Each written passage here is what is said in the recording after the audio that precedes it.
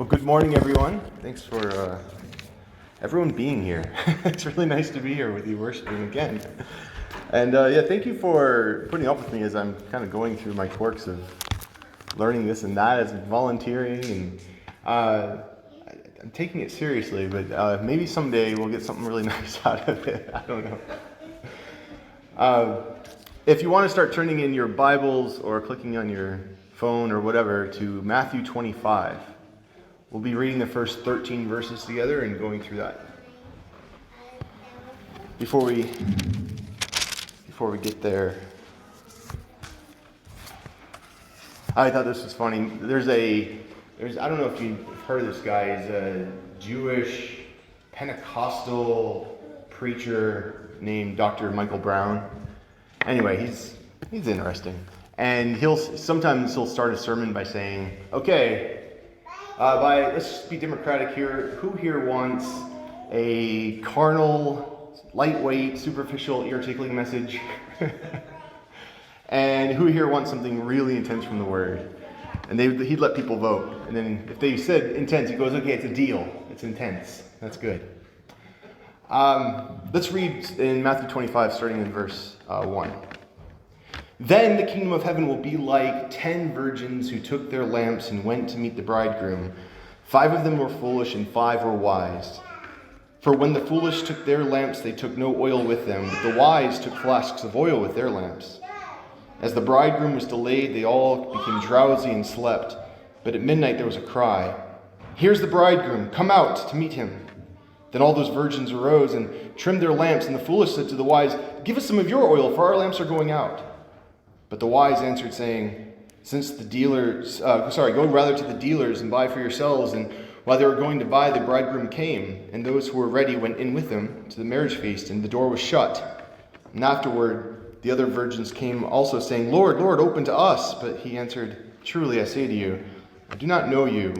Watch therefore, for you know neither the day nor the hour."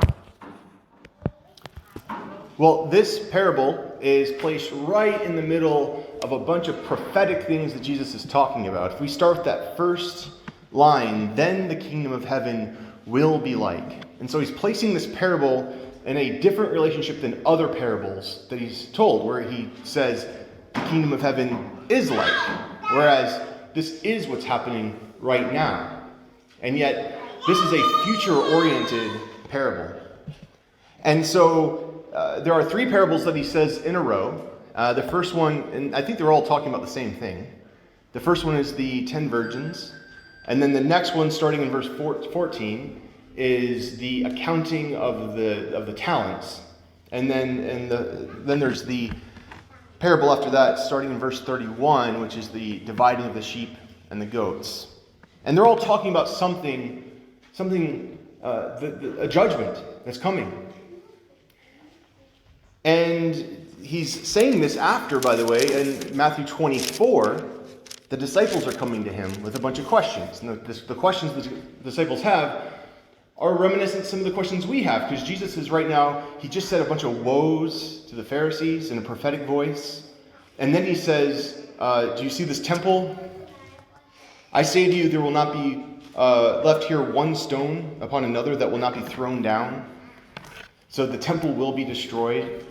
And this is making the disciples a little bit nervous. And this is making them a little bit cautious. And it's making them wonder things. Like, they ask him a bunch of questions. They say, "Tell us, when will these things be? And what will be the sign of your coming and the end of the age?" And what they're doing is they're like us. They hear all of these weird things about what might happen in the future, and they want to sort out, what's that really going to look like? How is that going to play out? When is that going to happen? And what they're doing is more giving them a potpourri of questions. They don't realize what they're doing, but they're giving them a bunch of questions that don't actually belong together. And they're asking some bad questions in there. And Jesus does his best in chapter 24 to sort out some of the things that are going to happen soon and some things that are going to happen later. But what he really wants them to know is that you're asking the wrong question when it comes to what time. When are these things going to happen? He does this in other places. Remember in the story where he's teaching people to love their neighbor, and the person comes to him and says, well, then who's my neighbor? And he gives the parable of the Good Samaritan.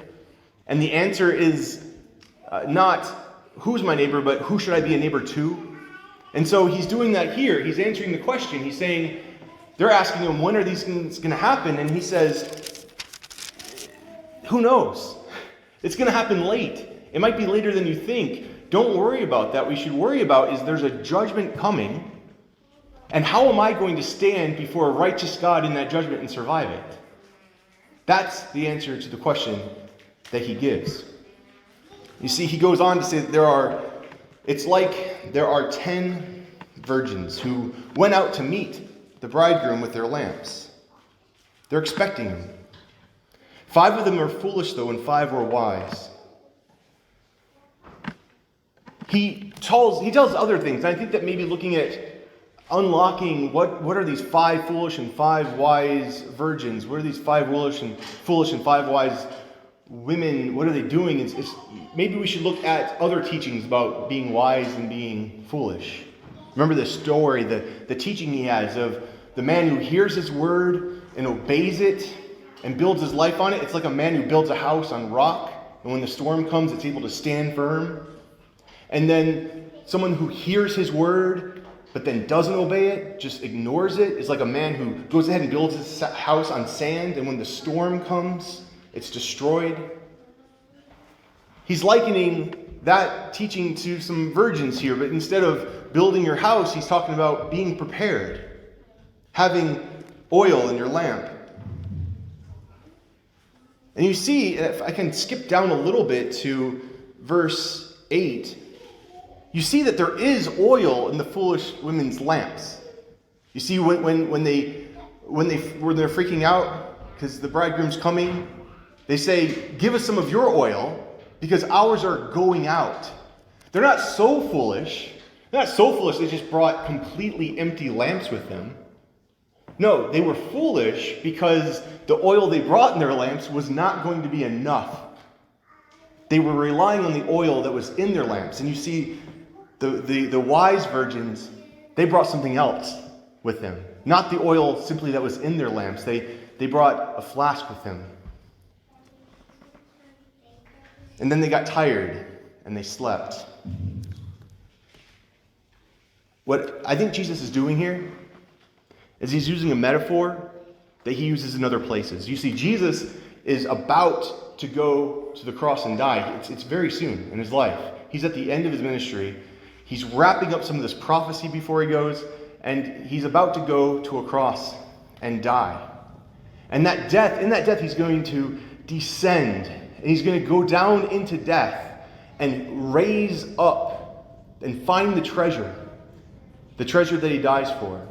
And he's going to raise up to new life. And this is going to put a death to death. It's going to end death forever. And he knows this. And so in his ministry, he not only defeats death, but he begins taking the sting out of death by calling it something else. Do you remember when Lazarus has died, and he knows that Lazarus has died, and he tells his disciples, "Lazarus has fallen asleep. I'm going to go wake him up." And his disciples don't know what to do with this information. They say, "Isn't Lazarus sick? Why are you going to wake him up if he's asleep?" They don't understand that what he means is he's going to go and raise Lazarus from the dead. He does this other times. The Jairus' daughter, he's on his way to go heal her, but she dies. He's delayed, and she dies before he can get there. And they bring him the news, and he says, No, she's sleeping. And then he bends down, and he takes her hand, and he says, "Tabitha, little girl, wake up." So he wakes her, he arouses her from her sleep. This is the teaching that he gave before he descends into the grave, and he's taking the sting out of death. He takes the terror out of death, the terror of our soul being separated from our bodies. See, the Jewish people didn't have this idea at the time. Jewish people certainly didn't have the idea that when you die, it's a releasing of your spirit into the cosmos, that you're able to explore or go and be free. The idea is that death is real and death is permanent. And if your soul goes anywhere, It goes into the grave. It goes down. It descends into the ground. Where are we? What are we going to do? And so that's why Jesus is descending into the ground, descending into death to save us. The disciples, by the way, carry this metaphor over, and they begin in their letters, when they're talking about death, they talk about those who have fallen asleep in the Lord. That when you have someone in their bodies before you and they are not breathing and they're cold, that there is a sense in which, yes, there's a terrible loss. Yes, that's something to weep over. But at the same time, because Jesus lives, we will rise again. That death is not the end, it's more of a sleep. We know this instinctively. When we put people in the grave, we don't say, we don't write on their tomb, now ascended to explore the cosmos. No, we say rest in peace. The person is resting in the grave. And we also know that the best time to talk to our kids about death and the realities of death is at bedtime. That's why we have our traditional prayers, like, now I lay me down to sleep. I pray the Lord my soul to keep. If I should die before I wake, I pray the Lord my soul to take. Yeah. And so these women fell asleep. And I think that Jesus is just simply saying they were waiting on him and they died. But at midnight there comes a cry. And I don't want to skip over this fact that it's midnight. It's for a few reasons. One, it's not only later than they expected, it's also darker than they expected it to be when he came. And there's a lot to understand about the fact that Jesus is pretty dismal about the state of the world when he comes back. He describes it as a pretty dark place. If you read in John 9, verse 4, when he says, we must work the works of him who sent me while it's day. Night is coming when no one can work. That there is a darkness coming, that there is a deceiving of the nations that may happen toward the end, which hasn't happened since Jesus first came into the world.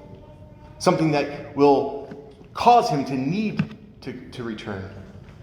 And that coming time, that darkness is upon them when the call comes out. And they hear the call, come out. Do you hear this? You see this in verse 6? The call is come out to meet him. This should make our minds go back to Lazarus in the grave when Jesus says come out. They come out to meet him. But then all those virgins, they rise and they trim their lamps. But what a horrible moment. What a horrible moment to realize there's not enough oil in my lamp. What a terrible realization at that moment to say, this is the end. This is what we've been waiting for. This is what I came to this place to do, and there's no oil in my lamp, and I'm not going to be able to go in with him. And they say, would you give us some of your oil to the other women? And those women were wise, and they say, look, there's not enough for all of us, so you should go out and you should buy your own.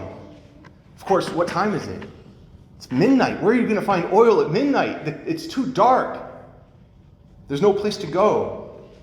So they're out and they're looking, and as they're looking, he returns, and they go in with him. You see, the foolishness that they have is the foolishness of believing that the oil in their lamp was enough, as I've said before. The foolish they have is a sort of self-righteous foolishness.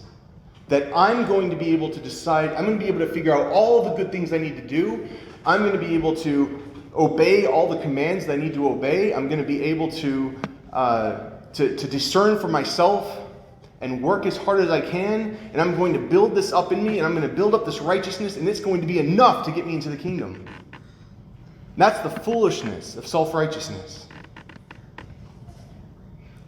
The reason why that bothers me, though, is that I know how often my lamp goes out. It goes out all the time.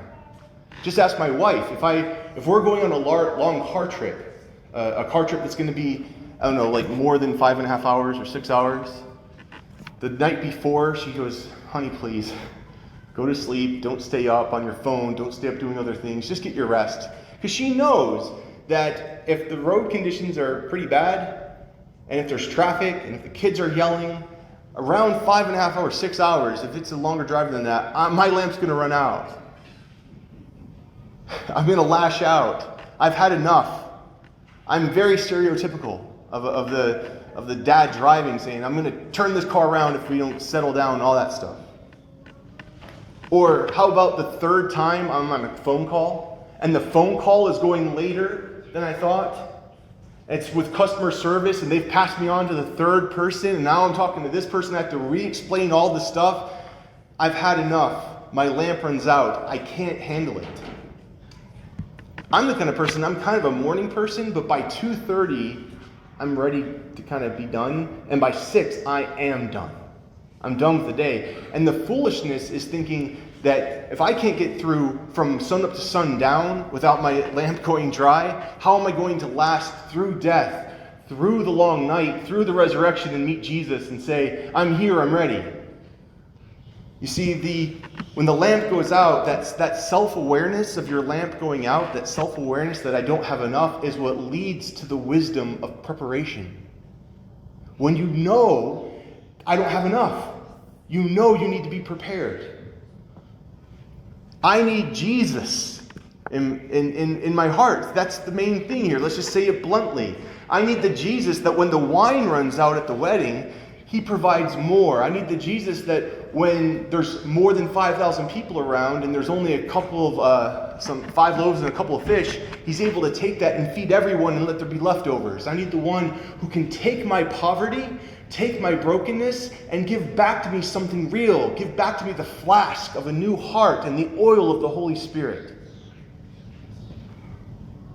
When we recognize our poverty, we can offer our poverty and our brokenness to him, and he will give us everlasting things in return. Everlasting things that he bought with his blood on the cross. And the key is this: to listen and obey. Learn to trust the oil that Jesus provides. Learn to trust it by taking it in and then giving it away.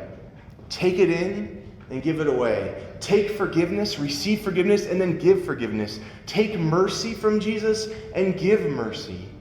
And see that lamp, that oil does not run out. That oil that he provides does not run out. When he provides it, it doesn't go away. Just like earlier when Matt was talking about Matthew 7, when he says, seek and you will find, knock and the door will be opened. I'm forgetting the other one at the moment. But what does he follow that up with? So then, when you knock, the door will be opened. When you seek, you will find. So that what? So that you will treat others as you want to be treated. It's weird how he says you're going to find this thing, and then what's going to happen? You're going to treat others as you want to be treated. Or in this sense, you're going to treat others as you have been treated in Christ. Learn to trust. Learn to trust that if you give what Jesus gives you, that he will open the treasure houses of heaven and pour upon you mercy and grace everlasting. The foolishness is the foolishness of saying that you love Jesus but not obeying him. And there's a wisdom in making Jesus your Lord in thought, heart, and deed. So will we trust Jesus with our poverty today? Will we give him our brokenness and our emptiness and our dryness? What we know in our hearts to be true, that we won't not have enough to make it into the kingdom, make it past the judgment. Will we offer him that and receive from him what he has bought for us with his precious blood? Let's think about these things as we stand and sing.